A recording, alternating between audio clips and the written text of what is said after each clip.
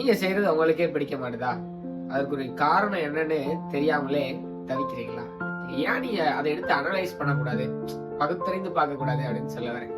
ஐயோ அதை பாக்குறதுனாலதாங்க பிரச்சனை அப்படின்னு நினைக்கிறீங்களா? இல்ல, சில நேரம் நீங்க இந்த விஷயத்தை அனலைஸ் பண்ண போவீங்க, அதை அப்படியே எடுத்துட்டு வந்துடும், இங்க போவீங்க அப்படிங்கிட்டு வந்துடும். சோ எல்லா சைடும் நீங்க பார்க்க முடியாத காரணங்கள் இருக்கலாம். ஏன் நீங்க ஒரு தரநிலை, ஒரு ஸ்டாண்டர்டை நீங்க செட் பண்ணக்கூடாது?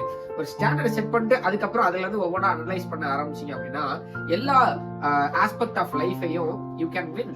எல்லாத்துலயும் நீங்க வின் பண்ண முடியும். எல்லா ஆஸ்பெக்ட் ஆஃப் லைஃபையும் நீங்க வந்துட்டு சரியாக்க முடியும். உங்களுடைய ஸ்டாண்டர்ட் என்ன, அதை எங்க வச்சிருக்கீங்க, அதோட சோர்ஸ் என்னது பாருங்களேன். அன்புன்றது சோர்ஸ் ஆரம்பிச்சு அப்படின்னா விட்டு கொடுக்க ஆரம்பிச்சிருவீங்க, பொய் பேச மாட்டீங்க, உண்மையை பேச ஆரம்பிச்சிருவீங்க. இந்த மாதிரி பல நல்ல விஷயங்கள் ஆட்டோமேட்டிக்கா நடக்க ஆரம்பிக்கும். என்ன சொல்லணும் அப்படின்னா, இந்த லவ் அன்புன்றது எல்லாத்துக்கும் சமநிலைப்படுத்தி ரொம்ப அழகான ஸ்டாண்டர்டா இருக்க முடியும். இதே உங்கள் ஒர்க் லைஃப் பேலன்ஸ்ல நீங்க பண்ணலாம். அப்கோர்ஸ் உங்க லைஃப் ஸ்டைல் ஒரு மிகப்பெரிய சேஞ்ச் ஏற்படுத்தும்.